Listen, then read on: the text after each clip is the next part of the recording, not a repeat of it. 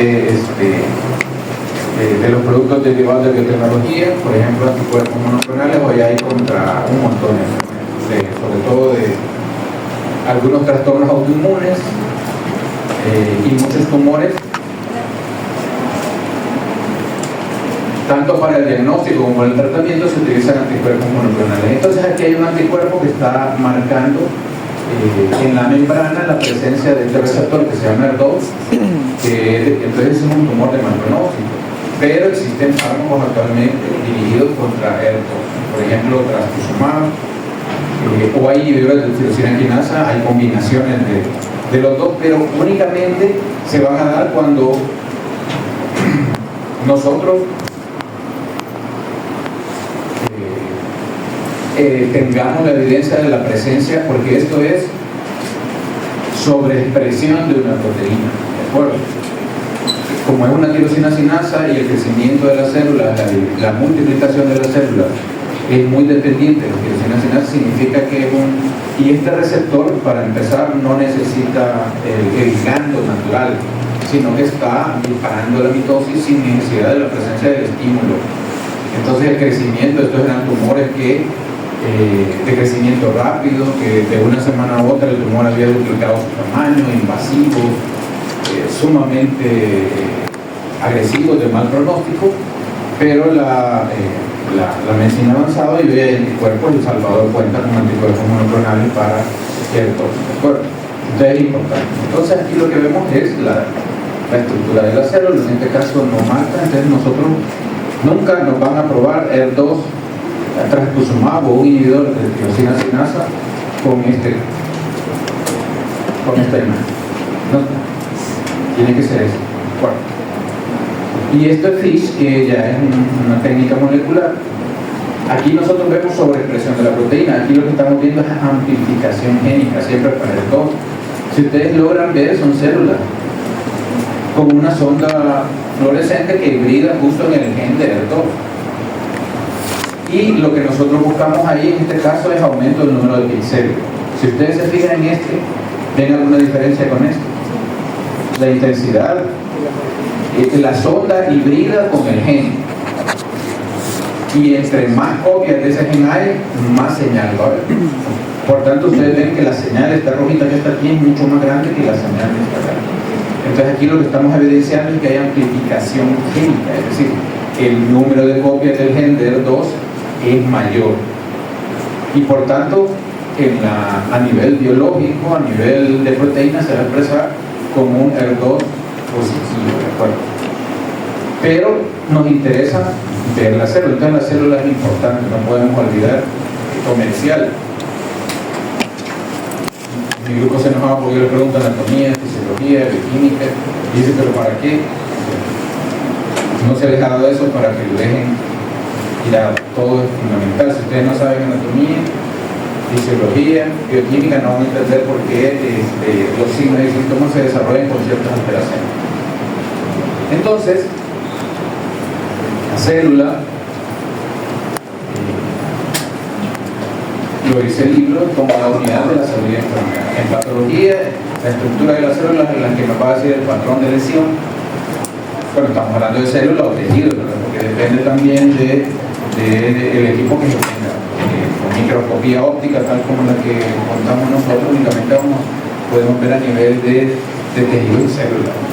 Con otras tecnologías se puede ver allá. Pero en el caso de patología resuelven mucho con microscopía óptica y con fluorescencia. Entonces la patología, lo vamos a ver en el libro, significa literalmente estudio del sufrimiento. Es el estudio de la enfermedad. El fundamento de la patología moderna es el conocimiento de las aberraciones celulares y moleculares que generan las enfermedades. Entonces, cuando ustedes ven un patrón de lesión celular a nivel de tejido o de células, inmediatamente ustedes deben trasladarse, así como les decía yo, hay un gen amplificado, hay una proteína sobreexpresada, y eso lleva a que la célula se divida, que crezca, que invada y que mate al paciente. Entonces no solo es ver ese esquema de células y de tejidos, sino que ustedes deben trasladarse hasta la base molecular del fenómeno que están viendo. Entonces resulta esclarecedor considerar estas anomalías en el contexto de la estructura y la función celulares normales. Y si nosotros conocemos la estructura y el funcionamiento celular normal, entonces vamos a entender por qué un fenómeno de sobreexpresión o de amplificación génica entonces va a causar un problema que puede ser tan serio como un cáncer.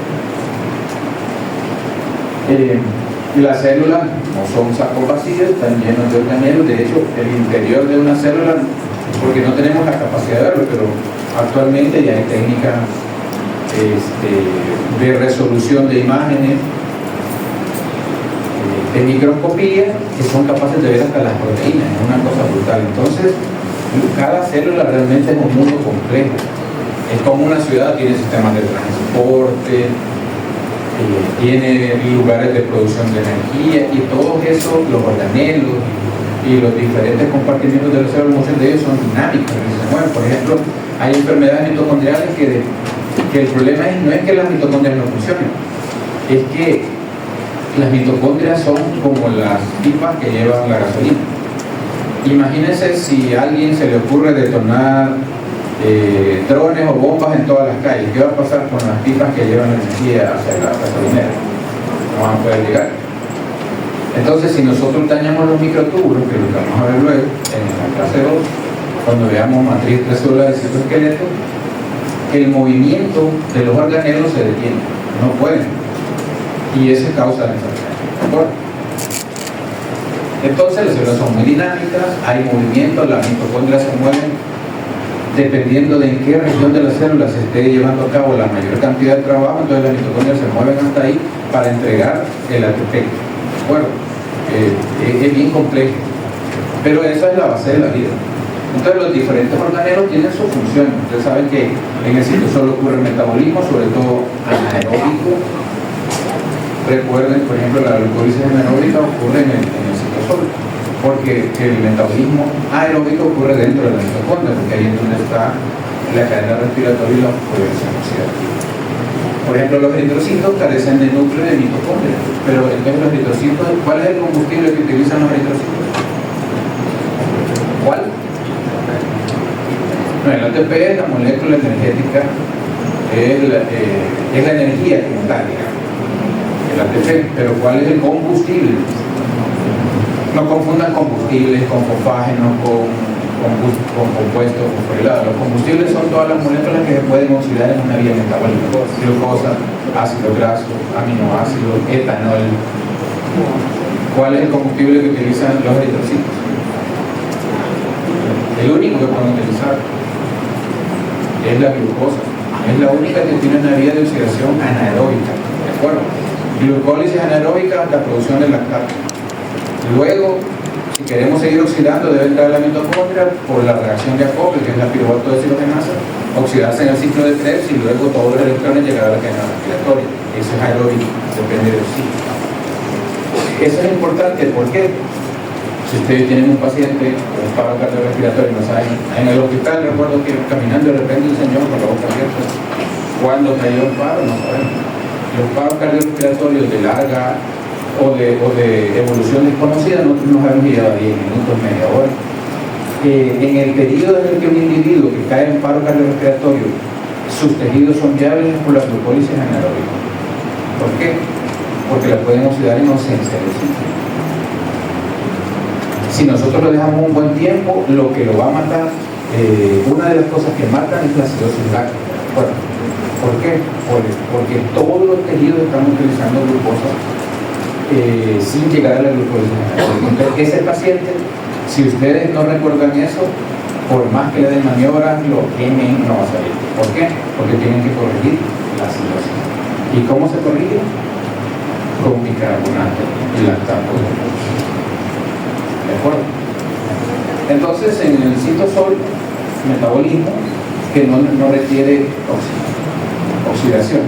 En las mitocondrias nos genera la mayor cantidad de energía y es necesario que se muevan. Si no se mueven, es causa de enfermedad. El retículo endoplásmico rugoso, donde sintetizan las proteínas, el retículo endoplásmico liso, que es como un punto intermedio entre el aparato de Golgi y el rugoso, y también participa en la síntesis de lípidos abundantes, especialmente en células que producen hormonas esteroidales, como por ejemplo las glándulas suprarrenales, o lípidos como por ejemplo el hígado, que es el órgano más importante de síntesis de lípidos endógenos. Los lípidos endógenos se sintetizan en el hígado, de tal manera que cuando el hígado comienza a sufrir, la capacidad de sintetizar lípidos no se pierde. Y si encima nosotros consumimos mucha glucosa, el hígado se dispara la producción de lípidos, pero no lo puede exportar. ¿Cuál es la consecuencia? Esteatosis hepática, porque tiene una gran capacidad de producir lípidos. El núcleo, pues la regulación de la información genética, tenemos endosomas, lisosomas, para la degradación de todos los componentes celulares, pero lisosomas para la producción del peróxido de hidrógeno. Recuerden que los lisosomas son capaces de degradar todos los compuestos macro y micro moleculares que nosotros tenemos. De hecho, las enfermedades lisosomales son por problemas de degradación de glucógeno, problemas de degradación de ácidos grasos, de fosfolípidos, etc. Y vamos a ver un par de cosas. Entonces, cuando ustedes estén viendo o el patólogo está viendo una laminilla en la que ve un tejido y ve un patrón de lesión, tiene que tener en mente todo eso para explicarse por qué tiene ese patrón, no esteatosis hepática. ¿Por qué? Entonces, siempre en la lógica de que la célula es la unidad estructural y funcional y es la base de la patología, de la histología que ustedes utilizan, he sacado, por ejemplo, nosotros tenemos el epitelio escamoso simple que está en ciertos tejidos. Ahí les voy a pasar, estas imágenes son de epitelio descubierto, piel y otro tipo de superficies. Entonces, este mismo patrón que nosotros vemos con la histología normal lo vamos a ver en un estudio histopatológico, pero vamos a ver las normalidades. Nosotros tenemos que ver ese sexo de acuerdo, un tejido escamoso, simple, un cuboidal simple, sabemos en qué, por ejemplo, el tiroide, columnar simple, recuerden por ejemplo la superficie de etcétera, por mencionarles. Entonces aquí les pongo, esto es del libro, si se metaplasia escamosa. Tenemos un epitelio columnar cilíndrico normal que por algún estímulo, como por ejemplo el consumo de humo de cigarro u otro, los tejidos están hechos para soportar ciertas agresiones, ¿verdad? Sobre todo los tejidos que recubren la superficie, ya sea interna o externa, están hechos para soportar las condiciones del medio ambiente, pero si nosotros lo sometemos a mayor presión, ese epitelio no es capaz de superar esa presión. Entonces lo que hace es alterar su expresión genética a través de cambios epigenéticos e incluso llegando a mutaciones para lograr desarrollar un epitelio que tiene características que le permiten ser resistente a ese estímulo agresor. Ahora recuerden, uno de los problemas es que en el caso del cáncer, el 80% del cáncer no es de origen genético, sino que es por origen ambiental.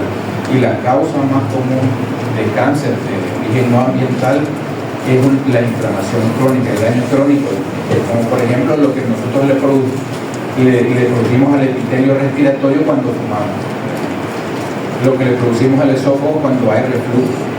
El reflujo, el epitelio del esófago no tiene la capacidad del estómago para resistir el ácido gástrico.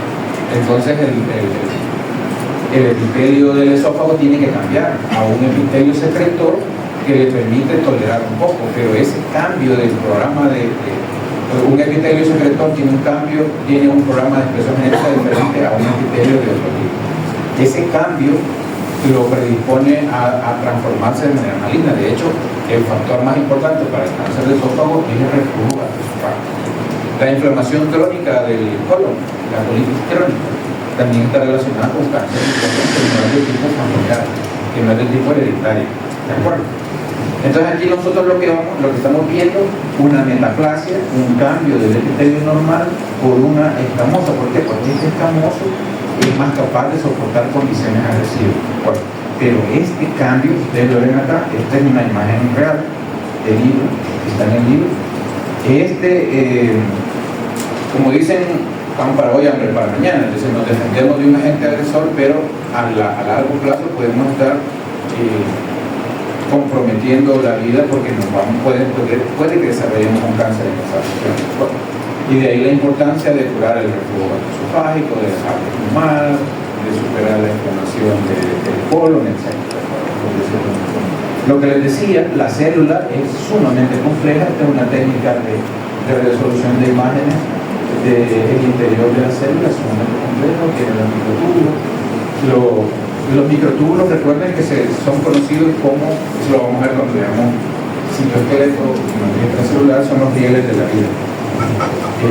Todos los organelos o las macromoléculas que deben desplazarse de un lugar a otro, de un punto a otro dentro de la célula, se mueven dentro a través de los microtúbulos. Los utilizan como rieles, así literalmente, y caminan. Incluso hay videos, algunos son animaciones, pero ya se sabe que hay proteínas encargadas de la movilización de ciertos organelos o macromoléculas. Entonces, para que tengan una idea de lo complejo que son las células. Esa es una mitocondria, perdón. Entonces, la célula, por ejemplo, en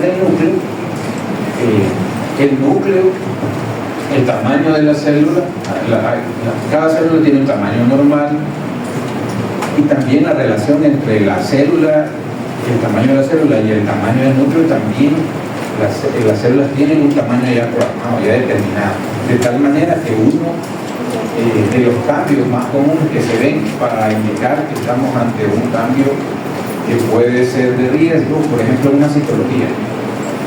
En una citología, el tejido, el epitelio escamoso de la superficie del exocérvix son como que fueran hojuelas de maíz, ¿verdad? Porque están escamando. Y el núcleo es infinitamente pequeño en relación al tamaño de la célula. Eso lo vamos a ver en el primer laboratorio porque el doctor usa esas imágenes. El doctor Colorado usa esas imágenes para que veamos. Entonces el núcleo es pequeño. ¿Qué pasa si nosotros tenemos una célula con un núcleo grande y muy hipercromático? Que eso no es normal. Entonces estamos ante una célula. Entonces el núcleo, por lo general, la presencia de células con una relación núcleo-citoplasma alta para su tipo de célula en una población que normalmente muestra una relación baja o moderada es un signo de atipia e incluso de malignidad, ¿recuerdan? Entonces va a depender de la célula, pero por ejemplo vemos esta, la relación entre el núcleo y el citoplasma claramente es más grande el citoplasma, ¿de acuerdo? Como una célula escamativa del exocérvix. Si nosotros lo que encontramos es en la citología eso no es normal. Bueno, solo para que tengan la idea de las cosas que hacen. Entonces, si vamos a hablar del núcleo, vamos a hablar del genoma. Ahora, reconozco que estos son temas que ustedes ya vieron y que probablemente digan acá, estamos repitiendo. Sí, vamos a repetir un poco. Y de hecho, si ustedes han leído y algo que lo que yo diga no están de acuerdo, pueden corregirme. A nivel de núcleo, pues lo que tenemos es el genoma. Recuerden que el DNA, los genomas es la molécula, genoma en general es la molécula donde se está almacenada la información genética. Depende del organismo, porque hay organismos que son sus genomas RNA, como por ejemplo los retrovirus. El que causó la pandemia, SARS-CoV-2 es un virus con un genoma de tipo RNA. Los virus respiratorios, la influenza, son tipo RNA.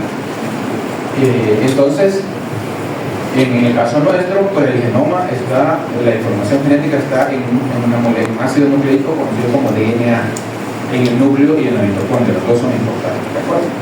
¿Quién estudia esto? Pues la biología molecular. Estudia procesos que se desarrollan moleculares que se desarrollan en cerebrito.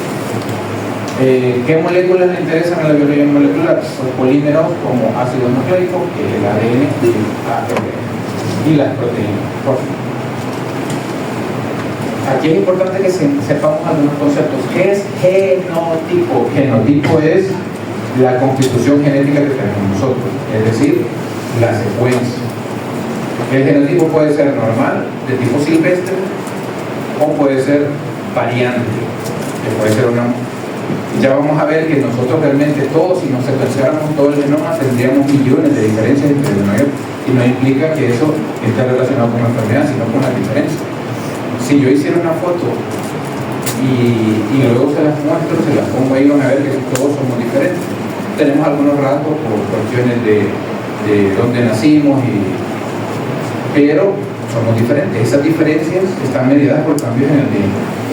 Pero algunos cambios de eso no tienen que ver con la enfermedad, solo con las particularidades de cada individuo. Entonces, el genotipo es la secuencia que nosotros tenemos en nuestro genoma, es la constitución genética de un individuo.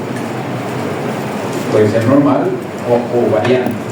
Y el fenotipo es la manifestación externa o aparente del genotipo. Cuando hablamos de fenotipo, por ejemplo, el genotipo de una mujer es 23X y el de un hombre es 23XY. Ya van a ver que no siempre el genotipo coincide con el fenotipo. El genotipo, ¿qué puede ser? Un individuo sano o un individuo enfermo. Entonces está expresando características clínicas que tienen que ver con alguna alteración del genoma. Actualmente se considera que básicamente solo la violencia, y se está tratando de entender, no tiene un componente genético, la violencia, los accidentes, luego van a ver cómo lo meten, pero la gran mayoría de trastornos, de procesos que tienen que ver con salud y enfermedad, sí tienen algún componente genético, aunque sea complejo. Cuando hablamos de locus, estamos hablando de la posesión de un determinado gen sobre un cromosoma. La ubicación física de un gen en el cromosoma. Que si está en el cromosoma 1, brazo largo, brazo corto, banda esta, banda la otra. Recuerden que nosotros somos diploides, porque tenemos, son 23 pares. 23 maternos y 23 paternos. Entonces tenemos 46. Entonces tenemos duplicados. Por eso dice que somos diploides. Entonces hay dos locus mínimos de cada gen. Por lo menos la secuencia, que esté atenuada o no por cambios epigenéticos, ya es otro tema, que lo vamos a ver. ¿Alelo qué es? Son genes que informan para el mismo carácter. ¿Cuántos alelos tenemos? Mínimo 2. Un alelo materno y un alelo paterno. Son genes ubicados en el mismo un locus similar, en cromosomas en el mismo, cromosoma 10, cromosoma 10 paterno, materno. Y nosotros tenemos doble dotación genética, por eso somos diferentes. Vale. ¿Qué fenotipo es ese? ¿Qué fenotipo es? 23XX. Díganlo, por favor. 23XX. No tengan miedo, además esta foto ya la vieron en el vecino.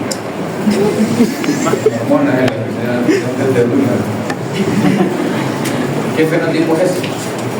23XX. ¿No? ¿Perdón? No, fenotipo. Sí, 23XX. Aquí hay dos genotipos. Aunque gustos no sabemos, ya es otro tema. Pero femenino y masculino. ¿Qué fenotipo es? Femenino, pero es un hombre. Lo que pasa es que tiene síndrome de insensibilidad a los andrógenos.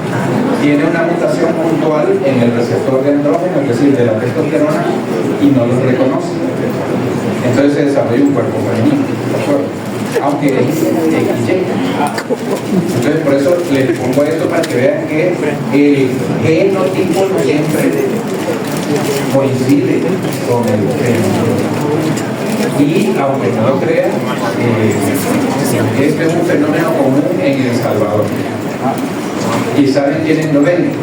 Los que hacen cariotipo en el grupo. De hecho hay casos, por ejemplo, cuando hay una pareja que quiere tener hijos y no pueden, la del ginecólogo, luego cuando no resuelve, le hacen todas las pruebas a la mujer, al hombre también, no crean, ahí como ratón de laboratorio, le hacen todo lo que se puedan imaginar, luego van al endocrinólogo, no encuentran solución, una de las opciones es hacer cardiología. ¿Qué se han encontrado? Entonces, hay muchos casos en los que la pareja está intentando tener hijos y llegan hasta el cardiotipo, hasta el citogenético. ¿Por qué yo debo dejarle cardiotipo a una pareja que no es capaz de? Porque puede haber esto, ¿no? Puede que la pretendiente mamá realmente sea genotípicamente masculina. Y eso ocurre en El Salvador. De hecho, con una mix de un departamento acá, en la zona norte del país, que pretendía tener hijos, al final terminó en el laboratorio de citogenética y ya es hijo. ¿Cuál es la respuesta del médico? No, para no, hasta ahí ya no le informa.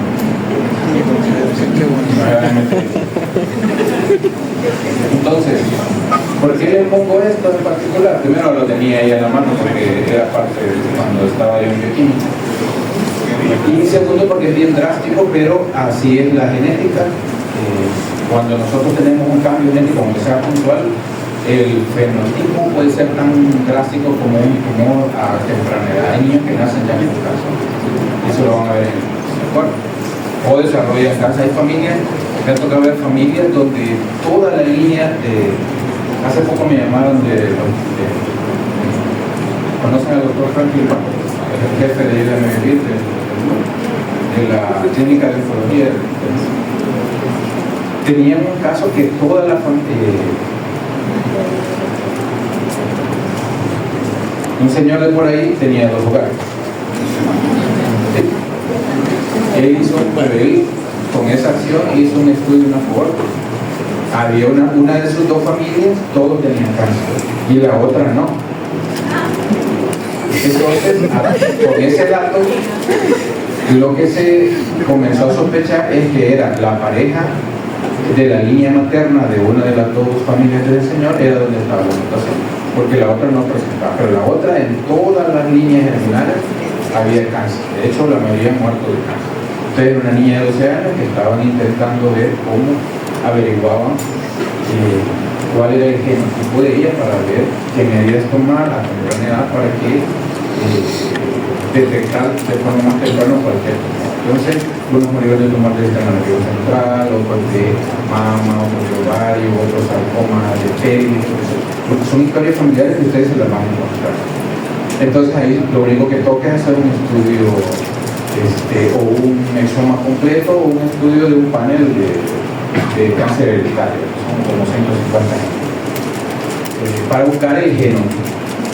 Bueno, entonces tenemos la molécula de la información, puede ser DNA, en el caso de los eucariotas, un DNA lineal que está en el núcleo, son los 23 pares de cromosomas y un ADN circular que está en la mitocondria. Los 2 son importantes. Si el ADN mitocondrial falla, hay una cantidad enorme de enfermedades. En la bacteria puede ser ADN circular y en la virus puede ser ADN y ARN, ya que hablar. Entonces el genoma humano está constituido por el DNA nuclear y mitocondrial. No debemos dejar de vista el DNA mitocondrial. Es sumamente importante considerar el DNA mitocondrial porque fíjense que el DNA mitocondrial, creo que ya lo vieron en bioquímica, es idéntico al de la bacteria y la maquinaria de expresión del DNA mitocondrial también, de tal manera que los antibióticos, como los aminoglucósidos, ustedes saben cuál es el efecto adverso de los aminoglucósidos, ustedes deben ser cuidadosos. Sí, ototoxicidad. ¿Por qué? Porque daña el ADN mitocondrial, la expresión del ADN mitocondrial. Cualquiera puede decir, no, pero si son antibióticos para procariotas, sí, pero el DNA mitocondrial es idéntico al de la bacteria. Ahí hay una discusión en cuanto a cuestiones evolutivas, pero no vamos a entrar porque... Entonces, los efectos adversos de muchos antibióticos es porque dañan el DNA.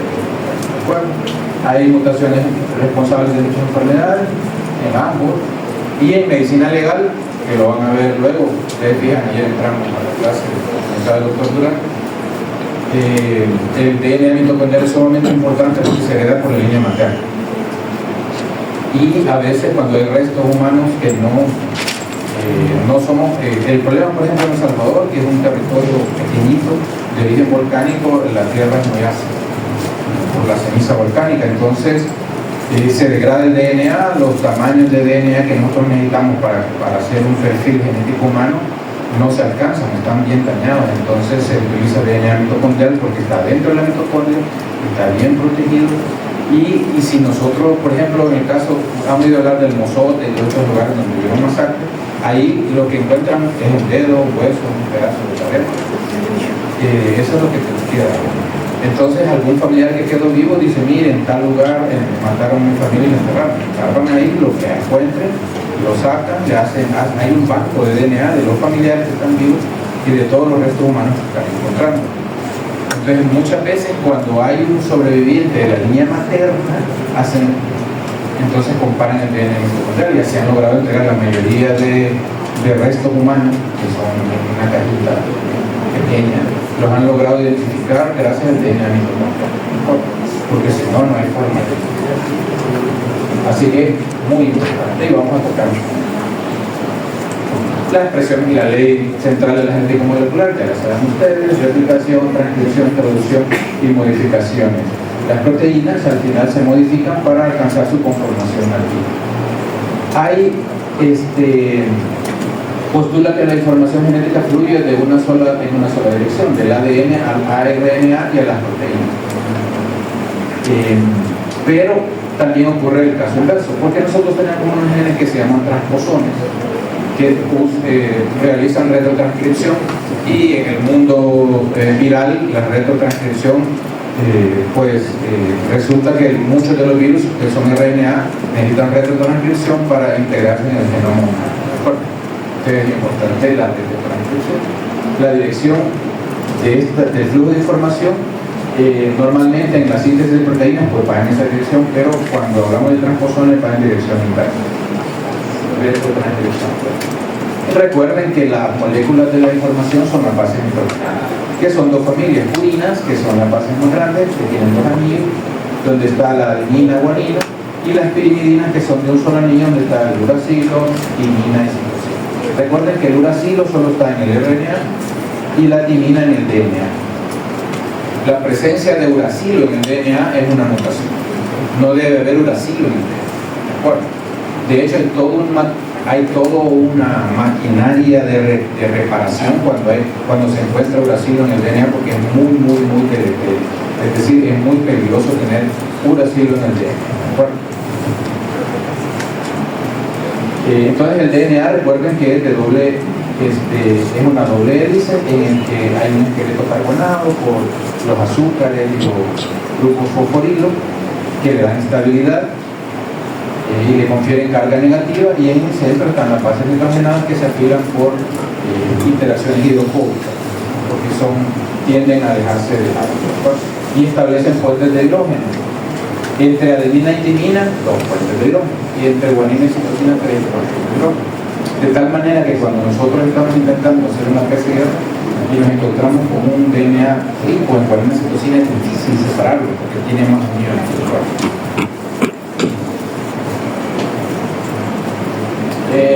Ya estructuras más grandes como los cromosomas, recuerden que tenemos estructuralmente en los extremos, se llaman telómeros, que son los extremos de los cromosomas lineares, el centrómero, que va a depender de la ubicación del tipo de cromosoma, los brazos cortos con petit y el brazo largo, el brazo corto. ¿De acuerdo? Recuerden que este es francés, no es inglés.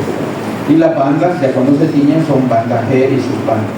Entonces, cuando nosotros hablamos de un locus, hablamos de que está ubicado en el cromosoma 1, en cualquiera de los dos cromosomas, en el brazo largo, en el brazo corto y en la banda C. Entonces, el genoma, dijimos, incluye nuclear y mitocondrial. ¿De acuerdo? No vamos a entrar en más detalles. En caso del DNA mitocondrial, solo codifica para parte de la cadena respiratoria y la fosforilación oxidativa. ¿De acuerdo? Las proteínas de la cadena respiratoria y fosforilación oxidativa son muchas, entonces algunas se codifican en el DNA nuclear y otras en el DNA mitocondrial, de tal manera que las enfermedades mitocondriales pueden ser de origen nuclear o de origen mitocondrial. Y la genética es diferente, porque la genética mitocondrial, es decir, el DNA mitocondrial, esta que está en el rojito, es diferente a la genética nuclear. Recuerda, es muy particular. Primero porque es de origen que se hereda de la línea materna. Lo bueno y lo malo de la mitocondria las heredamos de la materna. Entonces, las enfermedades mitocondriales de origen del ADN mitocondrial tienen un patrón de herencia diferente al patrón que tiene las mutaciones del núcleo. Esto puede ser autosómica dominante, recesiva o ligadas al cromosoma. Entonces, en resumen, tenemos 46 cromosomas porque tenemos 23 pares. Los primeros que se nombran del más grande al más pequeño. El 1 es el cromosoma más grande y el 22 es el más pequeño. Y de ahí los cromosomas sexuales. Los 22 pares primeros se llaman somáticos y el XX o XY se llaman cromosomas sexuales, que son los que dan las características sexuales secundarias. En el caso del cromosoma X, pues sí es muy codificante y no solo codifica para características sexuales, sino para un montón de genes importantes. En el caso del cromosoma Y, básicamente lo que codifica para la diferenciación entre hombre y mujer. De hecho, en el cromosoma Y es donde está ese gen que tiene que ver con el desarrollo de las características sexuales secundarias masculinas, y por eso la imagen que vimos del hombre que parecía mujer es porque tenía una mutación en el cromosoma. Pero el cromosoma X es el cromosoma olvidado, de hecho es el único que no ha sido secuenciado, porque no está relacionado con enfermedades graves. Entonces, están secuenciados todos excepto el cromosoma X, están en ahí, pero para que vean que hay violencia de género. Entonces, de todo el genoma que tenemos, fíjense que tenemos nosotros en el año 2021 se hizo, ya vamos a ver un poquito del proyecto del genoma humano. Lo que se encontró es que solo el 1.1 al 1.4% se traduce en proteínas. Estamos hablando de más o menos 22.000 genes. Y el gran porcentaje de ese DNA que tenemos no se sabe para qué. Entonces, allá hay transposones, otras regiones intergénicas, RNA, estos son importantes, los RNA que no se transcriben a proteínas, no se traducen a proteínas, son reguladores y son sumamente importantes. Los vamos a ver, hay secuencias repetitivas, entonces la mayor parte del DNA no codifica. Ahora, se dice que hay una ventaja, porque si en este momento viniera un sicario y anda buscando a uno de ustedes, no es lo mismo que estuviera la víctima que está buscando solo en un punto a que esté rodeada de muchas personas, porque primero le va a costar ubicarlo y segundo, para pegarle probablemente, bueno, incluso puede dañar a otros. Entonces, cuando hay un exceso de material genético, una de las teorías es que si hay daño en el DNA puede ocurrir en una región no codificante y por tanto no va a causar. De hecho, el DNA codificante está bien empaquetado, ya lo vamos a ver, está bien protegido. Y el DNA que no es codificante queda entre los nucleosomas y no tan protegido como el que sí codifica para proteínas. ¿Cuánto DNA? Recuerden que el DNA se mide, las unidades son pares de base, porque es de doble hélice. No podemos hablar de bases, tenemos que hablar de pares de base, porque es una doble hélice. Entonces tenemos más de el genoma haploide, son más de 3.000 millones de pares de base. Y en el diploide son más de 6.000 millones de pares de base. Eso tiene implicaciones a nivel, sobre todo bioinformático, porque manejar esa cantidad de información hasta hace poco no habían computadoras capaces de hacerlo. Pero ya se desarrollaron. De hecho, habían servidores enormes donde estaban. Yo recuerdo que una compañía del laboratorio donde estuve mandó a secuenciar una bacteria que era 30.000 pares de bases. 30.000 pares de bases versus 6.500 millones de pares de bases. Pero esas 30.000 pares de bases se tardó un día en abrir. Claro, era una computadora de hace como 12 años, todo ha venido evolucionando, pero la cantidad de información que tenemos en el genoma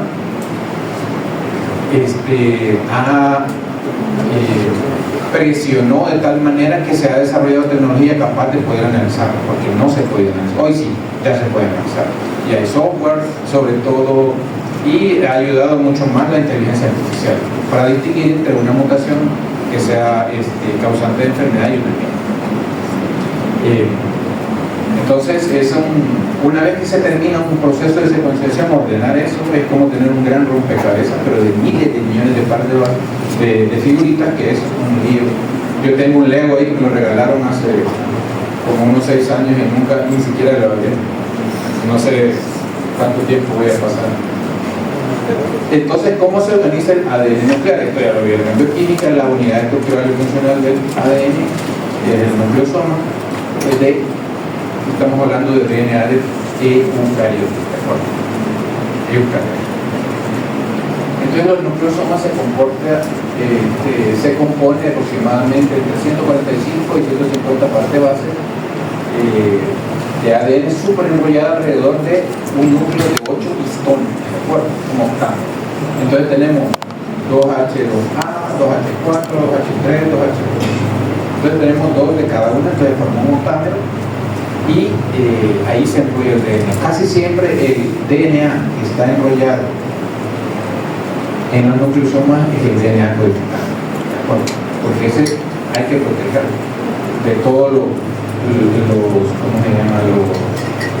agentes mutagénicos que pueden andar en el medio ambiente. Y de ahí existe un ADN, bueno, existe una histona que es la que cierra el nucleosoma, que es la H1, y el DNA que está entre el conector, ese casi siempre es poco codificante, ¿de acuerdo? Entonces la imagen es como que no sé si son católicos o son musulmanes, pero recuerden que tanto en el rezo musulmán como en el rezo católico utilizan el rosario, utilizan las copas para ir contando, creo, el número de repeticiones que han hecho. Entonces el DNA se parece un poco. Ya los nucleosomas somos como estas cuentas del rosario, o no sé cómo se llama lo que es el musulmán. Entonces, y hay un DNA conector, el que está cubierto en el nucleosoma es el más codificante, ¿de acuerdo? Entonces aquí tienen una microscopía electrónica en la que y así es como se supo. Entonces, cuando se habla de cromatina, es la combinación de proteínas y entonces tenemos varios tipos de cromatina. Tenemos eucromatina, que es la cromatina que es, compañeros, de alguien.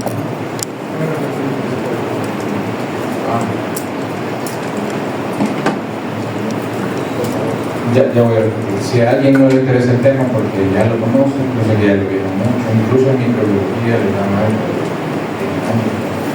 yo no me molesto de eso, pero si van a estar aquí, prefiero que o pregunten, o pongan atención, o se duerman como estaba bien por ahí.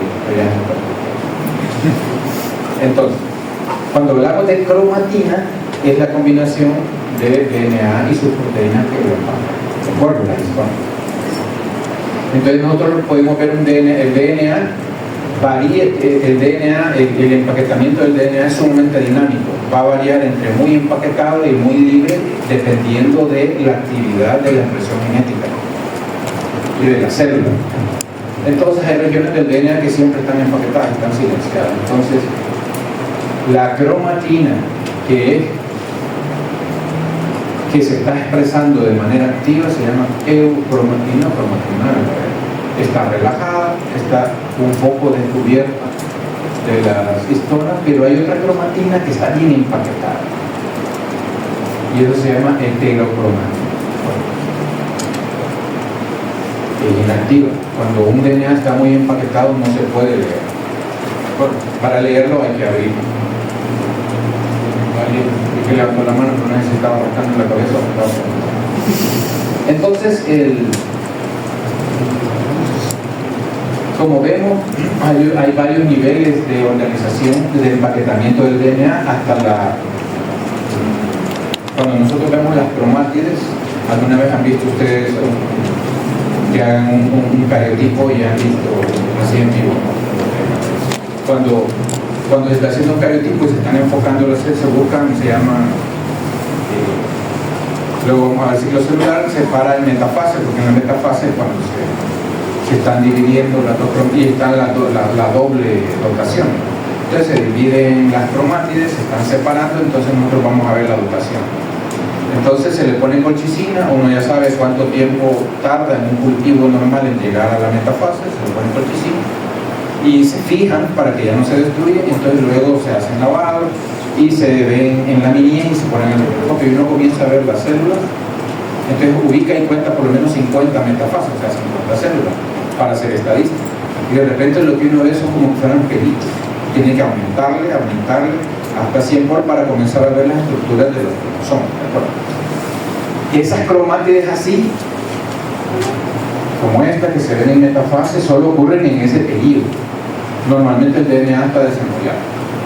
No totalmente desarrollado, pero está un poco más laxo, ¿de acuerdo?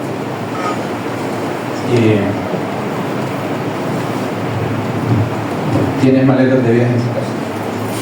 ¿En qué momento metes tu ropa en las maletas de viaje? Cuando vas de viaje.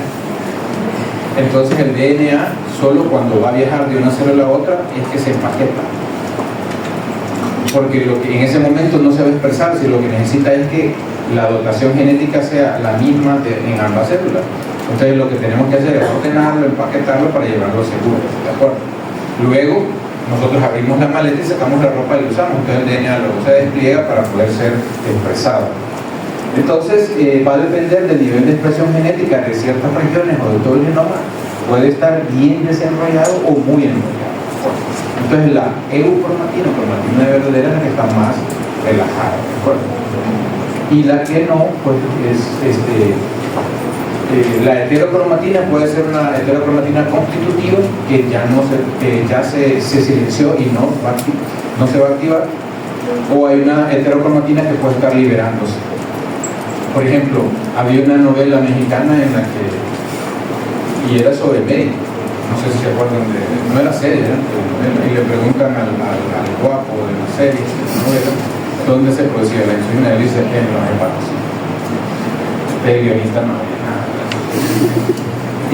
Todo el mundo cuando sabe. Entonces en los hepatocitos no producen insulina, porque el gen de la insulina está como heterocromatina en todas las células excepto en las células beta y los hidroxiados. Ahí está relajado, ahí se expresa. ¿De acuerdo?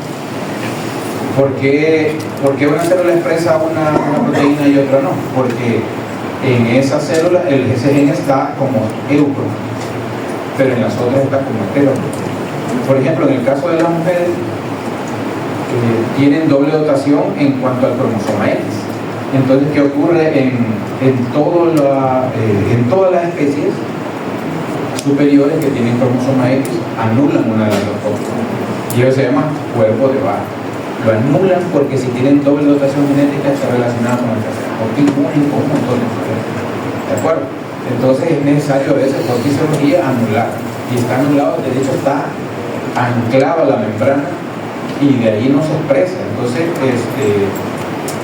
uno de los cromosomas X femeninos no está inactivo. ¿De acuerdo? Es un proceso complejo. Y el otro queda activo, porque con uno es suficiente, porque ¿cuántos cromosomas X tenemos los hombres? Uno, solo se necesita uno, entonces hay que inactivarlo. Entonces, la dinámica de la compactación del DNA puede estar desde muy empaquetado, como cuando se va a dar la división celular, lo que decimos, cuando vamos de viaje, empaquetamos la ropa, o puede estar muy relajado cuando nosotros vamos a usar y a expresar esos genes.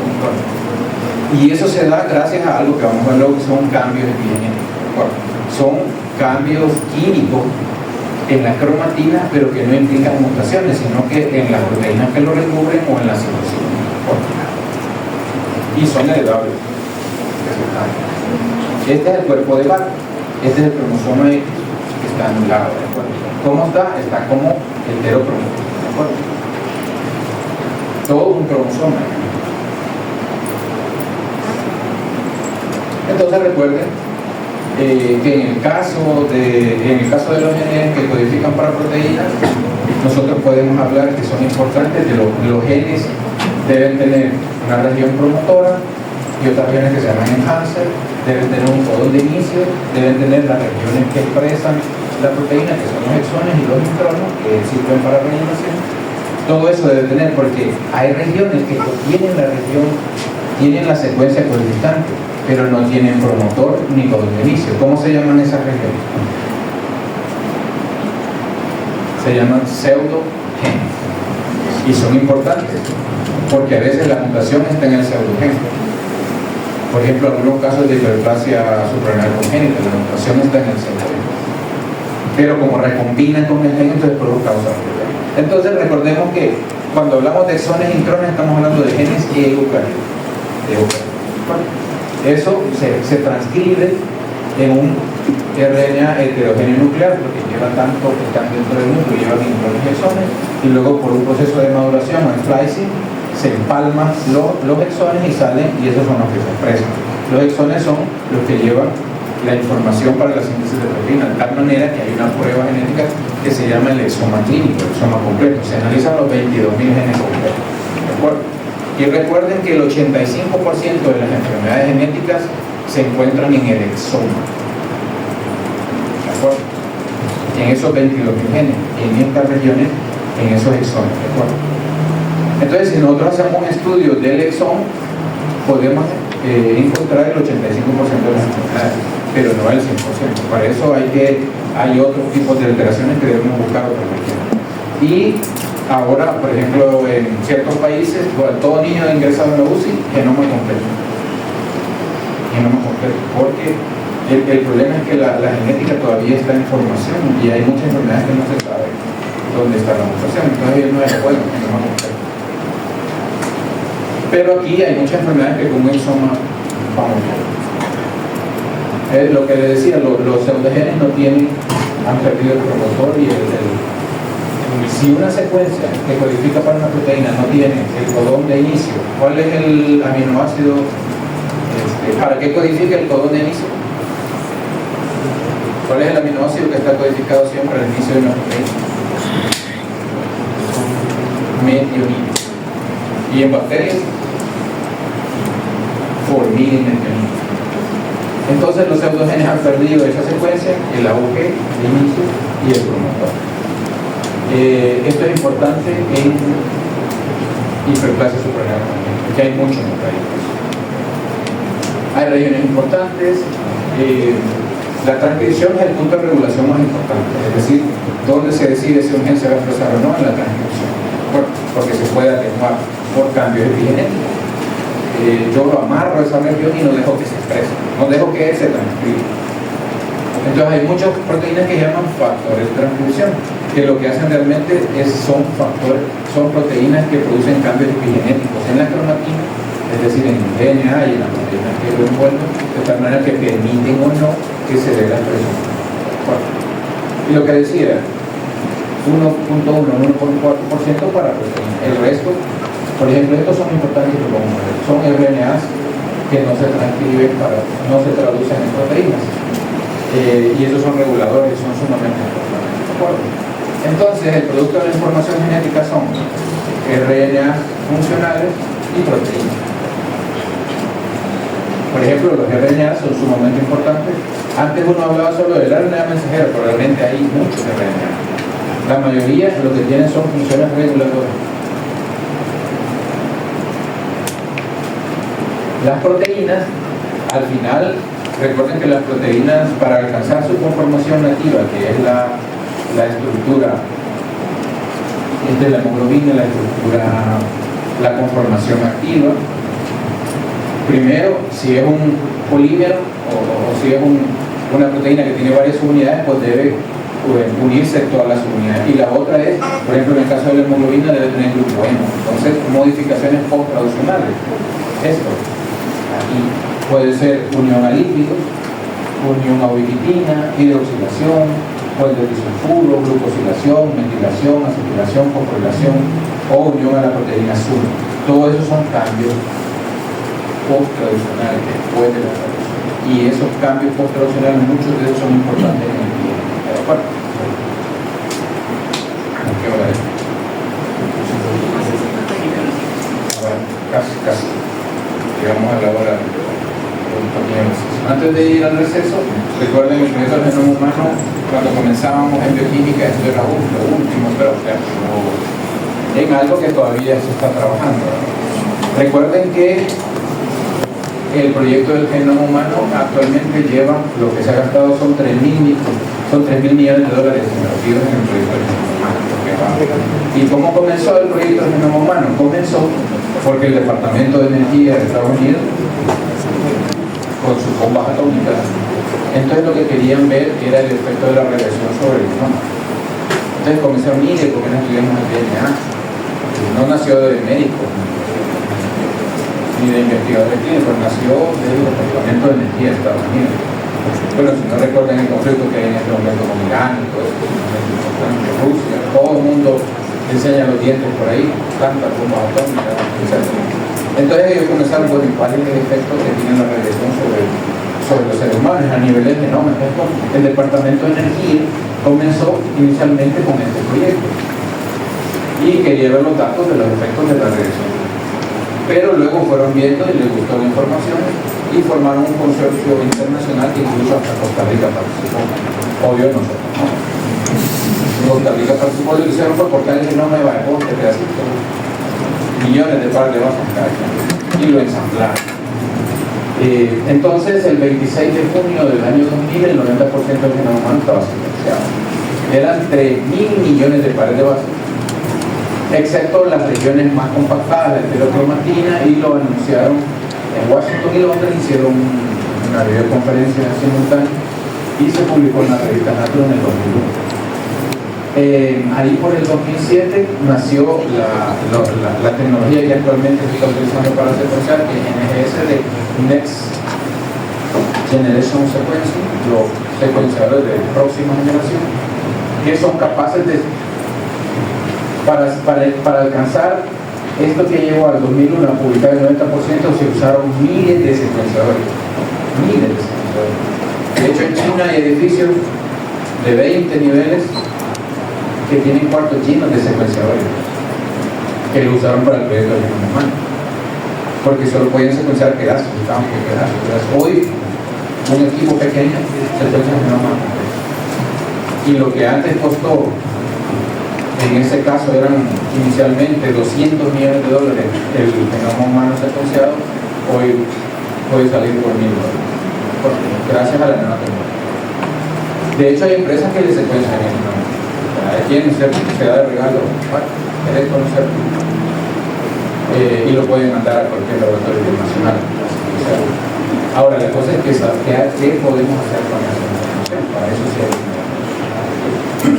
Entonces, este avance en la tecnología ha sido gracias al desarrollo del Next Generation Sequencing. Y los primeros genomas secuenciados fueron los de Craig Venter, que era el que veía la parte privada del proyecto, y James Watson, que es de los, recuerden, de Watson y Crick, los dos de la determinaron la estructura de la OMS. En 2019 se actualizó y aquí está el número de referencia, RHC y no sé qué más. Se tenían 151 megapares de bases no resueltas. Y en el 2021, pues la última actualización, que se llama T2T CHM13, que aquí ya llegó a los 3.000 millones de dólares de costo de lo que han venido haciendo, y está pendiente. ¿Qué está pendiente? ¿Qué está pendiente ahí? ¿Cómo? El cromosoma está pendiente, para que vean que estos eran los secuenciadores que se usaron en esa época. De hecho, en medicina legal hay varios, tecnologías como esta, que es bestial, es preciosa, pero para el genoma humano de 3.000 millones de partes de base hay que usar tecnología como esta. Y estos ya son de aplicación clínica. Los exomas de los que les hablo, de secuenciar 22 genes, los hacen el genoma completo, que se hace ya como aplicación clínica en hospitales, también es más. Aquí está Craig Venter, que era el encargado de la parte privada del proyecto del genoma humano. Está Bill Clinton, que yo creo que aquí llegó en el Lolita Express, y Francis Collins, que es el director del Instituto Nacional de Salud de Estados Unidos. ¿Saben qué es el Lolita Express? Lolita Express. No saben qué es. Alguien que sabe el grupo. No están atentos a las noticias. Alguien levantó la mano. El nombre del avión de Epstein. Pero ¿por qué le pusieron así? ¿Han visto la película de Lolita? Sí. Hay un libro, ¿verdad? ¿Y de qué trata la cosa?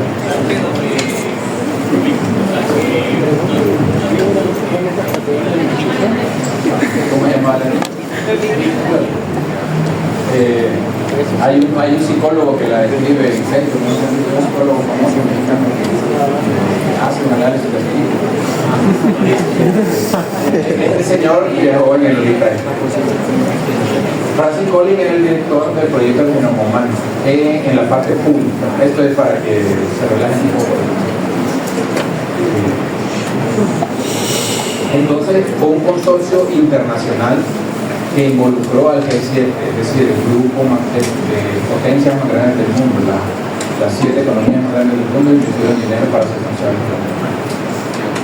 Entonces, este es lo que les decía, el último, y tenemos pendiente el cromosoma. Entonces, ¿qué se encontró? Que hay menor número de genes de lo esperado. Se pensaba que por la dimensión de la complejidad de las células humanas tendrían que haber unos 90.000 genes, y se han encontrado únicamente 23. Que la mayor parte del genoma es no codificante y es más variable de lo esperado, es decir que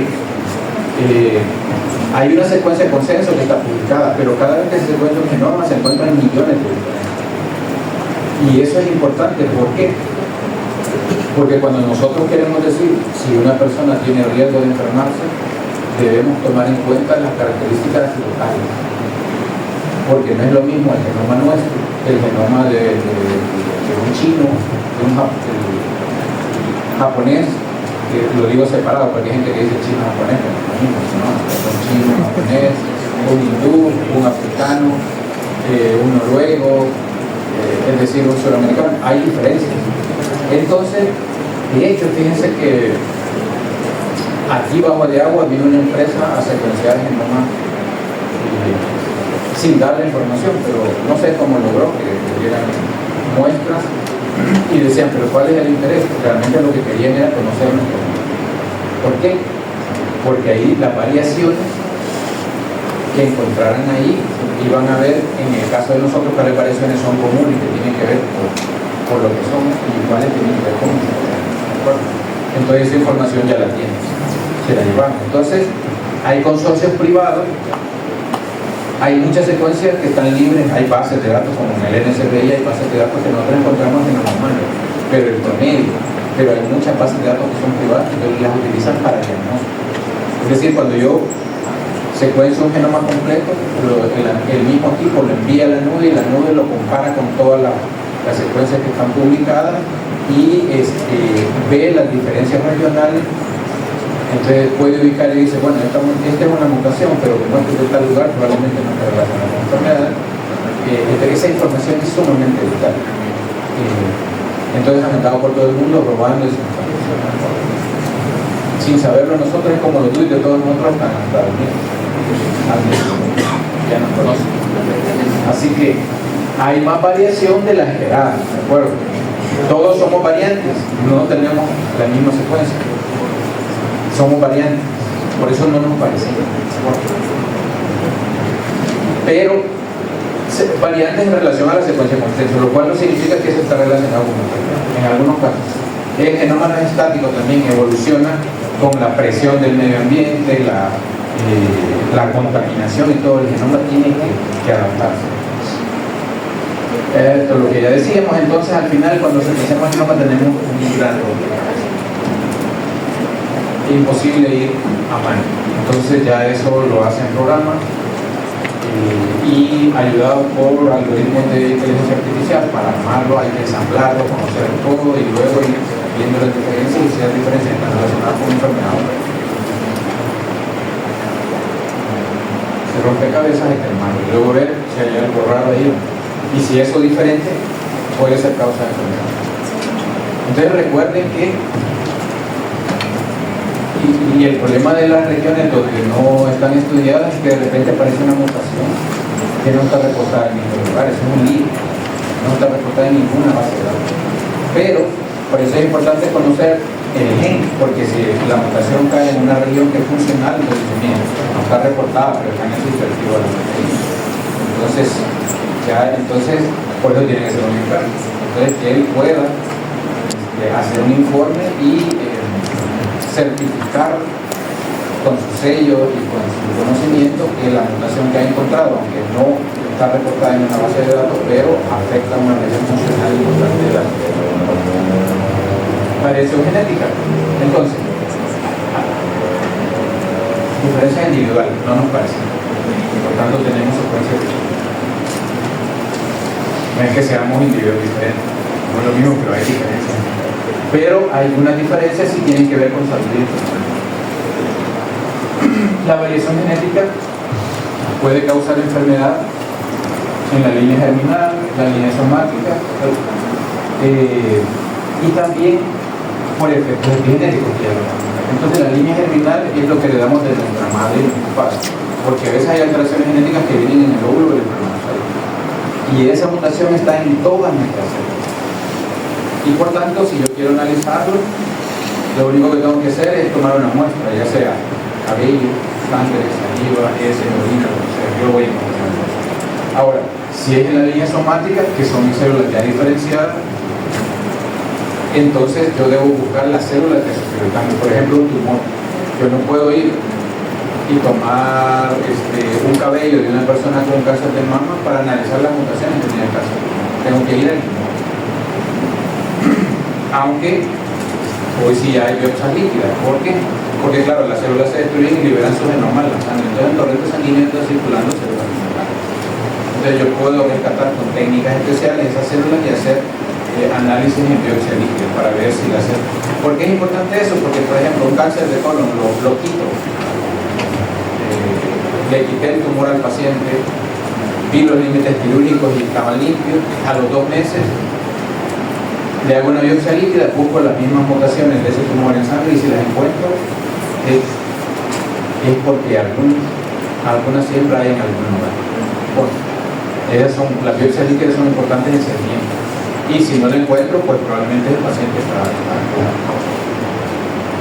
Pero el hecho de ya no tener el tumor, de haberlo quitado, no significa que están curados. Puede haber una siembra. Lo que pasa es que el tamaño no es. Y el efecto del medio ambiente es la epigenética. El genoma es capaz de adaptarse a la presión del medio ambiente. ¿De acuerdo? Eso es como cuando los zapatos nos afectan, nos salen caídos. Todo el organismo, incluso el DNA, tiene cierta capacidad de adaptarse. ¿De acuerdo? Entonces, la variación genética puede ser pequeña, una sola base, una pérdida, una ganancia, y eso se llama polimorfismo de nucleótidos. Lo que se ha ganado o lo que se ha cambiado es una sola base. Y se llaman SNPs. Variación estructural es cuando hay una pérdida o ganancia de una región grande.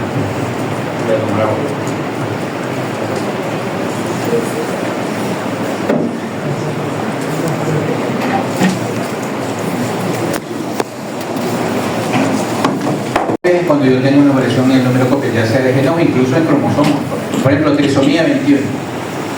Hay un cromosoma más. Monosomía, hay un cromosoma menos. Bueno, entonces puede ser tan grande como perder o ganar muchos cromosomas. Los SNP, los polimorfismos de nucleótidos simples, aquí tenemos dos individuos. Uno en la posición que estamos estudiando tiene una adenina, otro tiene una guanina, otro una timina. Entonces estos son variantes de nucleótidos simples. Aproximadamente 1 de cada 1300 pares de bases en el genoma humano son diferentes de nosotros, todos los individuos. Estos cambios de una letra se denominan cambios de un solo nucleótido o polimorfismo de un solo nucleótido, como se llama. Se identifican más de 1.4 millones de SNP en el primer borrador del genoma humano. Entonces, es decir, que sí hay mucha variación. Algunos tienen que ver con enfermedad, otros no. Variación en el número de copias. Si ustedes se fijan, yo aquí tengo 3, copias de una secuencia, este individuo. Este tiene 2, 3, 4, 5. Este tiene 1 en esta región. Entonces nosotros también puede variar, es decir, porque podemos perder pedazos o ganar pedazos. Y esa es variación en el número de copias. Y la dosis génica es importante. ¿Por qué? Si ustedes fijan, al principio hablamos de FISH para ER2. ¿Cuál es la dosis génica que debemos tener de ER2? Pues el alelo materno y el alelo paterno. ¿Qué pasa si hay amplificación génica? Es decir, mayor número de copias de ese gen. Si esa célula que contenga mayor número de copias del gen ER2 va a perder el control del que tienen todos los tejidos y se va a volver independiente y va a crecer de manera independiente y va a transformarse en una célula temporal. Bueno, entonces la dosis génica es importante. Por eso el cromosoma X hay que anularlo, porque no pueden tener doble. Si ustedes se fijan, las enfermedades autoinmunes son más comunes en mujeres, las enfermedades autoinmunes que son muy comunes en El Salvador y en todo el mundo son más comunes. Entonces, ¿para qué sirve eso? También pruebas de paternidad. Si ustedes se fijan, ven mucha, casi parece el papá y la mamá un poco parecidos. Entonces hay semejanzas con familiares, diferencias con los relacionados se pueden encontrar en estas pruebas de paternidad. Y el ADN mitocondrial, como ya lo decíamos, es de la línea materna, y a veces cuando hay contaminación de DNA o cuando lo que se encuentra son restos humanos, es muy valioso que esté viva una mujer de la familia, porque podemos comprar el DNA mitocondrial. Se sigue por la línea materna. El cromosoma Y se sigue por la línea paterna. Por ejemplo, imagínense, con el doctor Durán van a ver violación. Entonces llega una mujer, o puede ser un cadáver, o una mujer viva que haya sufrido violencia y haya sido violada. Entonces ustedes toman una muestra de la vagina. ¿Qué van a tener ahí? Células de la mujer y células del agresor. ¿Cómo hago yo la prueba? Ahí me va a salir una mezcla. Pero si yo busco cromosoma Y, ese va a ser del agresor. A menos que la mujer sea uno de esos casos que ya que son genotípicamente masculinos, pero sería un poco más rebuscado. Pero digamos que en un caso normal, si yo estudio cromosoma Y en una muestra de vagina y encuentro el cromosoma Y y lo secuencio, ese es el cromosoma Y del agresor, porque no es de la mujer. Es sumamente importante en el caso de crímenes o de violencia, pero también en el caso de paternidad y de relaciones de parentesco, porque a veces hay un niño por ahí, qué sé yo, como se murió el abuelo, el tatarabuelo, dejó terreno, dejó su patrimonio, entonces los jueces comienzan a buscar hacer un juicio de herencia. Es probable que alguno de ustedes se hayan visto involucrados en alguna situación de esta, es bien común. Entonces llaman a toda la familia y esperan que lleguen toda la familia y los interesados, porque si hay un familiar que no le interesa, entonces a veces es necesario buscar relación de parentesco con pruebas genéticas.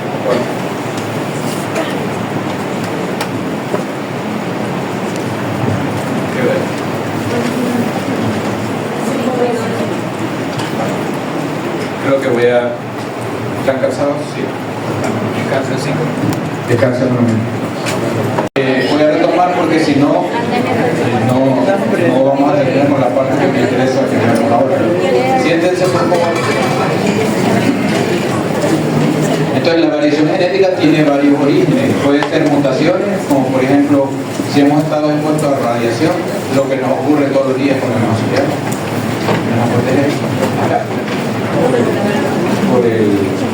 Para que no se vuelve, solo uno. Por muchas causas podemos ocurrir mutaciones. A veces pueden ser errores de la replicación puede equivocarse. Gracias. O pueden ser por agente. De hecho, nosotros consumimos mucho, por ejemplo, la materia orgánica parcialmente, la combustión parcial de la materia orgánica, que es lo negrito que queda cuando uno hace algo, se llama benzopireno, tiene muchos componentes, pero en particular el benzopireno es un agente mutagénico que lo consumimos cuando quemamos un poco la comida, los tostaditos, las pupusas, que forme costra, así dice en lugares con costra o sin costra. Bueno, pero si está quemado es lo malo. El humo del cigarro, los embutidos tienen compuestos nitrogenados que son, entonces por eso el cáncer de colon es tan común, cáncer de estómago, por todo lo que comemos. Entonces mutaciones ocurren por agentes mutagénicos, por errores de la replicación, por exposición a radiación, etc. Recombinación, y a veces hay errores en la recombinación, entonces la secuencia se altera. Flujo genético, recuerdan un caso que fue bien mediático de el fiscal del momento hizo un gran show en el que había una pareja entre un inglés y una salvadoreña y dijeron que les habían cambiado los niños y entonces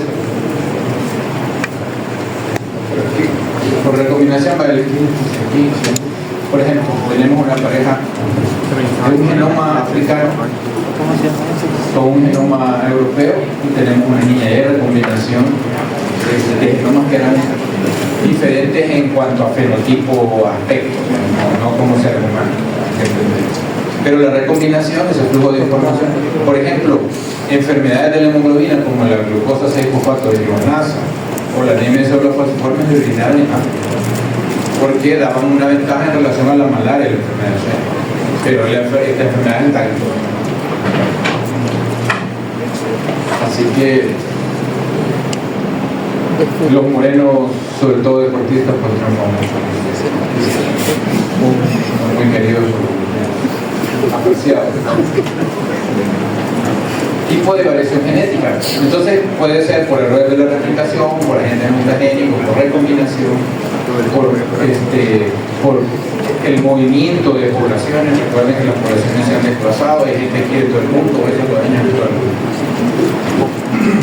Un día estaba en un concierto de Iron Maiden en el en otro lugar y de repente había una bandera de Salvador. No, yo no lo estaba. Y Bruce Dickinson la conoció y dijo, está el gente de Salvador aquí. Bruce Dickinson es un licenciado en historia, muy inteligente. ¿Quién es Bruce Dickinson? ¿Quién es Bruce Dickinson? ¿Quién es Maluma?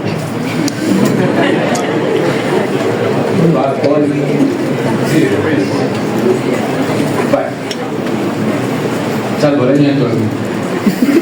La variación genética se clasifica en función de la cantidad de DNA afectado. Dijimos, puede ser una mutación puntual, puede ser que falte todo un cromosoma o que haya más de un cromosoma. En función de la localización génica, si cae o no en una región codificante, ya son de importancia clínica. En función de la célula que afectan, si es germinal o somática, y en función de la importancia clínica. Hay mutaciones que no tienen importancia clínica, porque les decía, son variaciones, pero hay otras que son patogénicas, esas son las que nos importan. Entonces, en función del contexto, cuando hablamos de mutaciones en regiones codificantes de proteínas, vamos a hablar de mutaciones que son sinónimas, es decir, pues recuerden que el código genético es degenerado. Entonces, como hay más de un codón para cada aminoácido, excepto algún la metionina, entonces si cae una mutación pero genera un codón para una aminoácido, no hay problema. Es sinónimo. Porque al final codifica para el mismo, lisina. Si es sin sentido, es cuando genera un codón de stop y la proteína llega hasta ahí, son graves. No sinónimas pueden ser conservativas cuando el residuo de aminoácido tiene la misma carga. Por ejemplo, la arginina tiene la misma carga que la lisina, carga positiva. O no conservativas cuando el aminoácido resultante tiene características físicas y químicas diferentes a la original. Por ejemplo, la anemia de células falciformes. ¿Cuál es la alteración de la proteína en la anemia de células falciformes? Eso lo acaban de ver. No, pues sí, pero ¿cuál es el cambio de aminoácido? ¿Dónde estaba? Eso por molestar lo preguntan los de medicina interna. Sí, ¿cuál es el cambio a nivel de proteína en los pacientes con anemia de células falciformes? ¿Cuántos polipéptidos tiene la hemoglobina del adulto? Un tetrámino, tiene dos polipéptidos alfa y dos polipéptidos beta. ¿Dónde está la mutación de la anemia de células falciformes? En el polipéptido beta, en la posición 6 del polipéptido beta hay un ácido glutámico que tiene carga negativa y se ha cambiado por una valina que tiene carga positiva. Perdón, el que no tiene carga. Entonces ahí, como ese punto ya no puede estar en contacto con el agua, deforma el hemoglobina y se forman puntos pegajosos. Entonces esa sería una mutación no conservativa, porque las características físicas y químicas del residuo resultante no son compatibles, no son parecidos a la del silvestre. ¿De acuerdo? En el contexto de la expresión de proteínas, ¿de acuerdo? Sinónimas, sin sentido, no sinónimas, conservativas, no conservativas. Yo no puedo hablar de una mutación de estas en una región de transposones o en los intrones, no puedo hablar porque ahí no codifican para proteínas, ¿de acuerdo?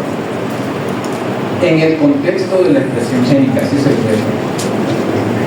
En función del tipo de célula que afectan, germinal, si vienen óvulos y espermatozoides, por tanto van a estar en todas las células. Y células somáticas cuando ocurren en una célula diferencial. Por ejemplo, epitelio intestinal, epitelio gástrico, mutación, cáncer gástrico.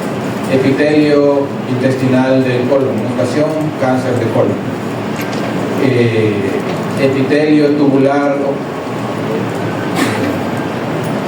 o alveolar de las mamas, de la glándula mamaria, cáncer de mama. Entonces, esas son células ya diferenciadas. Entonces se llaman mutaciones somáticas. No afectan a la descendencia, solo la persona que está presente. Las germinales sí. Tus hijos van a tener la misma. Entonces, cuando nosotros vemos a un paciente que tiene una enfermedad genética, inmediatamente hay que quedar viendo los ojos. ¿De acuerdo? Porque todos tienen la misma. Por ejemplo, ustedes ven una mujer con cáncer de mama que tiene mutaciones en BRCA1 o BRCA2, sobre todo en BRCA2, vean a los hombres. ¿Por qué? Porque el cáncer de próstata, agresivo, invasivo, que es siempre mortal, está relacionado con mutaciones en BRCA2. Entonces no solo vean a la mujer que tiene un cáncer de mama de tipo hereditario, sino que los hombres también van a tener riesgo de cáncer de próstata y de otros tumores. Mutaciones germinales. Toda la familia. En función de la importancia clínica, hay mutaciones que se llaman benignas, no causan ningún efecto, pueden ser hasta positivas. Un efecto positivo. Posiblemente benignas, caen en una región que no es importante para la proteína, pero no está descrito, entonces posiblemente benignas. De significado cierto, no sabemos, son los peores, que no sabemos si son benignas, si son malignas. Y casi siempre recuerden que, como dijimos, la genética está en desarrollo. Hay que estar enviando y reanalizando porque en algún momento muchas de estas cambian y dejan de ser de significado incierto y pasan a ser patológicas o benignas. ¿De acuerdo? Entonces están las posiblemente patológicas porque no están descritas, pero están en la región funcional de una proteína. Y las patológicas son las que ya están descritas, hay publicaciones, incluso hay fármacos claros.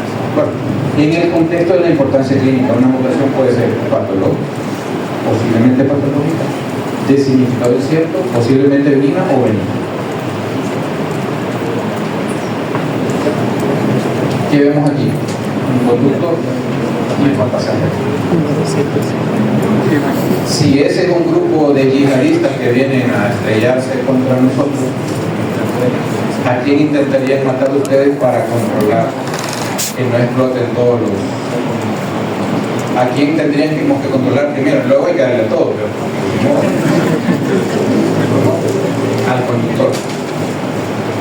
Entonces en el caso de cáncer, las mutaciones que son las que están mediando mayoritariamente el fenómeno neoplásico se llaman mutaciones conductoras. Y es hacia ellas que enfocan todo el desarrollo de fármacos. La mayoría de fármacos actúan sobre mutaciones conductoras. Como aquí somos malinchistas, todo el mundo se queda con driver. Ustedes van a ver cuando hablan de eso, que tiene un driver, tiene una mutación conductora, ustedes lo dicen en inglés. O si van a un congreso van a escuchar de los ponentes, porque hay tantas mutaciones driver. Contra estas está desarrollada toda la tecnología. Contra las mutaciones driver. Entonces, la variación genética en somáticas, en cáncer, es importante porque hay que diferenciar entre mutaciones conductoras y pasajeras. Lo que pasa es que el fenómeno neoplásico es un fenómeno donde hay mucho desorden biológico, se altera el ciclo celular y todo, entonces van a haber mutaciones en todo lado. Algunas no tienen ninguna consecuencia, son pasajeras, pero otras sí, porque caen en genes importantes, que son protoncogenes o antigenes. Entonces, esas son las conductoras. Y esas tienen valor terapéutico, es decir, que hay fármacos que los pueden mejorar el pronóstico, diagnóstico, porque algunas al estar presentes, por ejemplo, hay una fusión que ustedes la vieron en bioquímica de PSR-ABL, esa la vieron, que sella, por ejemplo, la fusión PSR-ABL P210 sella el diagnóstico del semen en el diagrama. ¿De acuerdo? No estaba bien definido la morfología del cerebro, pero tiene PSR-ABL. Pronóstico, va a responder a un nuevo tratamiento. Hay mutaciones que te dicen, por ejemplo, hay linfomas de células B que tienen triple mutación en unos genes como CMYC, CKI, BCL2, BCL6, y esos son una piedra. Se llaman mutaciones, se llaman tumores triple hit, porque tienen triple mutación, y le den lo que le den, no va. Entonces hay mutaciones que nos dicen a nosotros el pronóstico. Hay gente que se puede curar y hay gente que actualmente la tecnología que conocemos disponible en el país no le va a hacer. Entonces hay que ser sincero.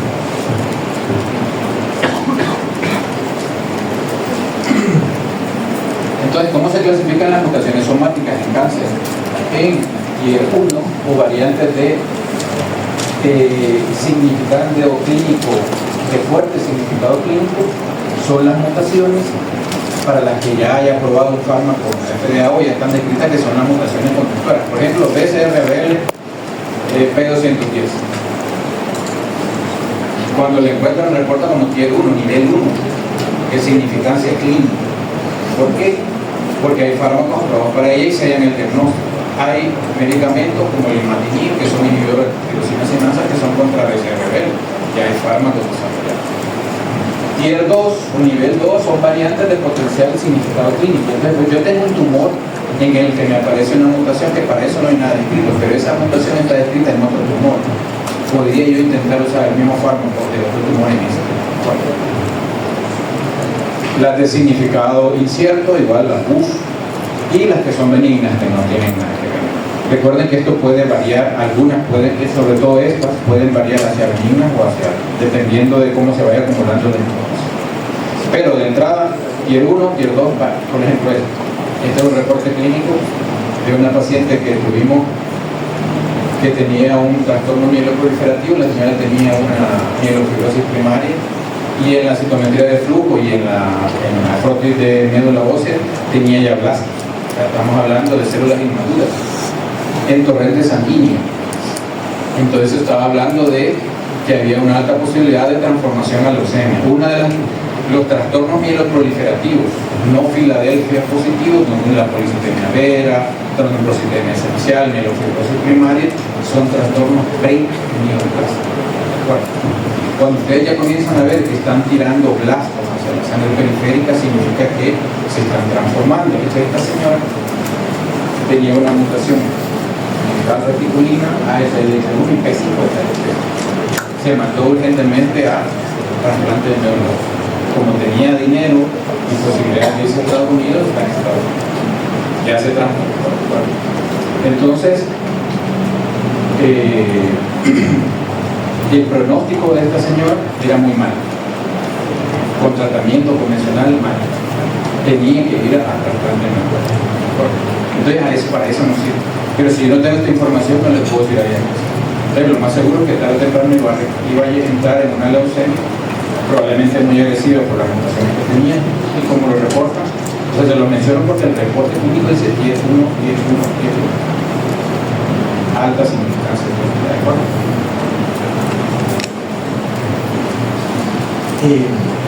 Son importantes porque ustedes vieron que hay fármacos aprobados. Entonces ustedes ven, estas son gráficas de sobrevida de pacientes con cáncer, y en esto estamos hablando de pacientes con, en general, pacientes tratados con blancos moleculares, es decir, pacientes con cáncer que se le ha detectado algún gen de importancia clínica y se ha desarrollado un fármaco contra él. Vean cómo la curva se separa. Y pacientes tratados con quimioterapia convencional. ¿Por qué creen que se separa la curva? Porque mejora la sobrevida del grupo al que se le ha dado un fármaco. De hecho, aquí es donde uno ve el HAR, que se llama hazard ratio, es de 0.41. ¿Qué significa estadísticamente un hazard ratio de 0.41? Eso es lo incomunitario. ¿Qué es riesgo relativo? ¿Qué es hazard ratio? Ya cuando hablamos de hazard ratio es cuando ponemos la esperanza de vida de un paciente. Entonces, ustedes recuerden, han visto unas grafiquitas en las que hay numeritos y hay una línea en 1 y hay números menores de 1 y menores de 1. Cuando yo tengo algo malo y algo bueno dividido lo malo entre lo bueno, si predomina lo bueno, el número va a ser mayor o menor de 1. Va a ser menor de 1. Si yo divido lo malo entre lo bueno y lo bueno predomina, el número va a ser menor de 1. ¿Cuánto es el hazard ratio aquí? 0.40.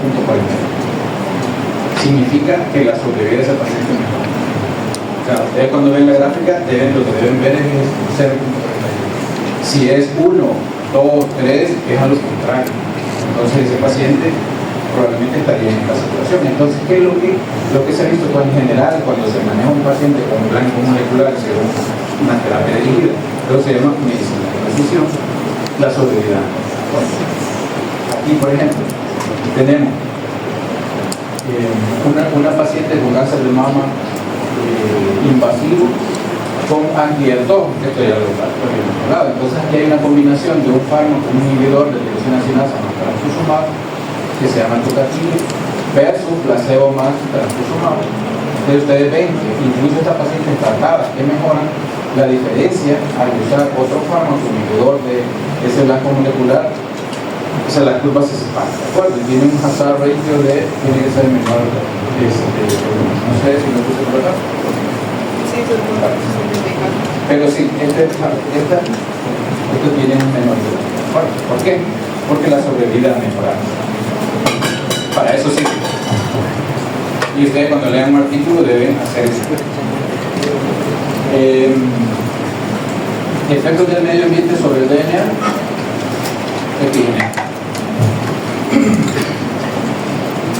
¿Alguno de ustedes ha leído la Biblia alguna vez? ¿Ha leído esto? Jeremías 31, 29, 32. Reina Valera, versión 1960, dice: en aquellos días no dirán más, los padres comieron las uvas agrias y los dientes de los hijos tienen la dentera. ¿Qué significaba eso? Significaba que lo malo que hicieran los padres afectaba a los hijos. Entonces, y eso es serio. ¿Por qué? Por cambio de epigenética. Entonces, el DNA está bajo presión y el efecto del medio ambiente sobre el DNA, el DNA sí tiene como cierto margen de maniobra. Y estos son cambios en la cromatina. Son cambios químicos que ocurren en la cromatina. Y eso se llaman, no son cambios genéticos, son epigenéticos. Si no me creen, vayan a ver. Entonces, ¿cómo es la epigenética? La epigenética lo que hace es lo que decíamos, abrir o cerrar el DNA a través de cambios en la cromatina y en el DNA y en las histonas. Porque las histonas, ¿cuál es el aminoácido más abundante de las histonas? ¿Qué carga tiene el DNA? ¿Cuál es la carga del DNA? Carga negativa, por los grupos ovoilos. Millones, miles de millones de cargas negativas. ¿Qué carga es la que predomina en las histonas? Carga positiva, porque tiene un residuo que se llama lisina, que tiene carga. Entonces está tapizado de lisina, entonces por atracción, por los opuestos están. Entonces, lo que ocurre, entonces hay cambios epigenéticos, cambios sobre las histonas que anulan esa carga positiva de la lisina. Entonces, ¿qué va a ocurrir? El DNA se suelta de manera natural. Para que lograr esto, soltarlo, tenemos que modificar químicamente la histona y van a soltar el DNA. ¿Por qué? Porque ya no hay esa atracción por carne. Entonces, lo que decíamos, entonces la epigenética son rasgos heredables que no están relacionados con la secuencia del DNA, sino con modificaciones químicas en las cromatinas, ya sea en las citocinas o en las histonas. Regulan la transcripción, explican cómo el medio ambiente regula la expresión genética, y esta información epigenética pasa de una generación a la próxima, pero no está codificada en el DNA, sino en las modificaciones químicas. Modificaciones covalentes de la histona y la ADN. Es fundamental para la integridad del genoma, para la diferenciación y desarrollo y proliferación celular. De un óvulo y un espermatozoide se desarrollan todas nuestras células, que son muy diferentes. ¿Cuál es la diferencia entre el genoma de la piel y el genoma de las neuronas? ¿Cuál es la diferencia fundamental? Genética. ¿Alguien que me lo diga? Ninguna. Todos tienen el mismo genoma, pero lo expresan de manera diferente. Por eso hay neuronas, hay células musculares, hay epitelios, hay leucocitos, linfocitos. ¿Por qué? Porque tienen un patrón de expresión genética diferente.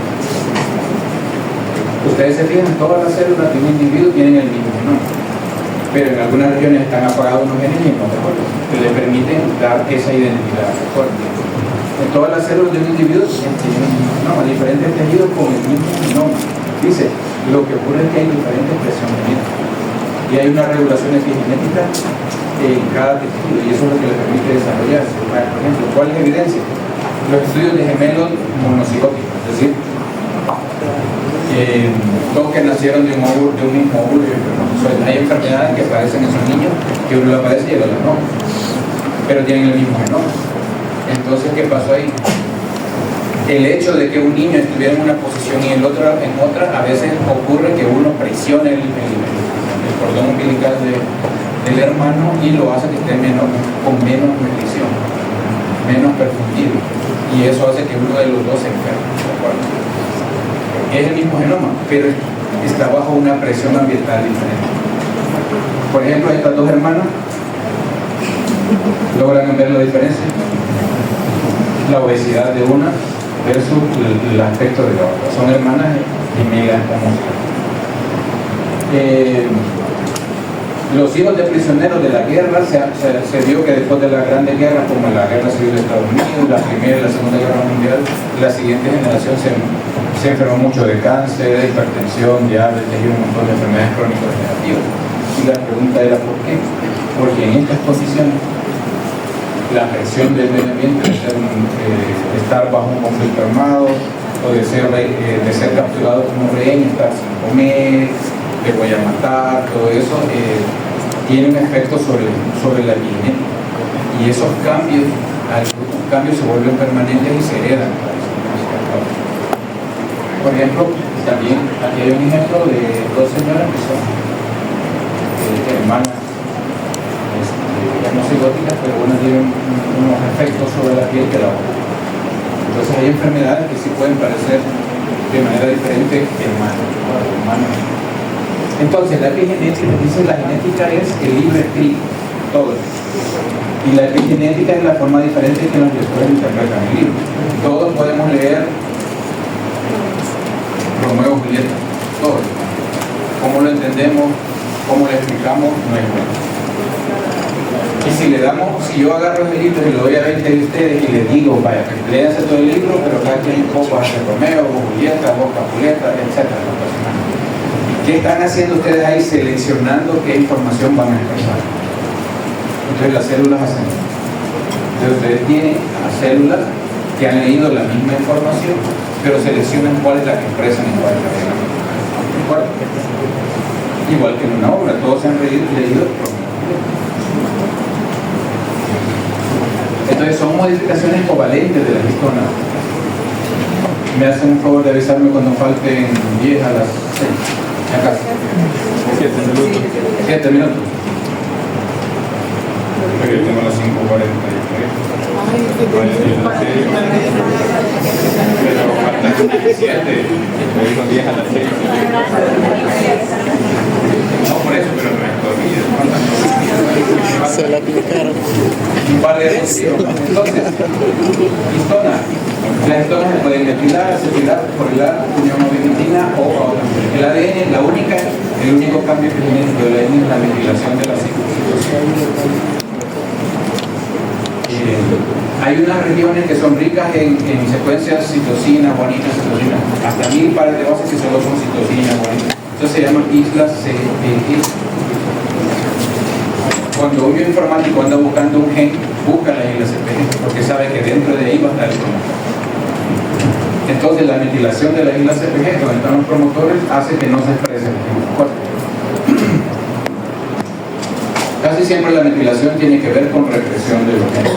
Pero también tenemos otros mecanismos como los ARN no codificantes, que también producen replicaciones. Probablemente en el futuro esto se cambie, pero por el momento está ubicado como regulador epigenético. Metilación del DNA, modificaciones de histonas pueden inactivar o activar, y hay variantes de histonas. Entonces en las islas CPG se buscan las citocinas y se metilan. Citocina y se metilan. Imagínense, hoy de repente no vieron que un día estos andaba un Lamborghini aquí en el país. Fue un escándalo.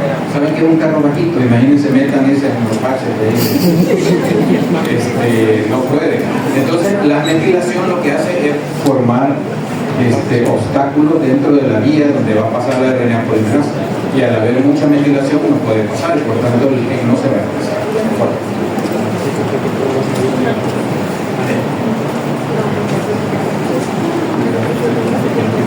Quisiera seguir, pero ya me parece la puedo enseñar. Entonces vamos a terminar la próxima vez un par de diapositivas más de genética, y de ahí continuamos.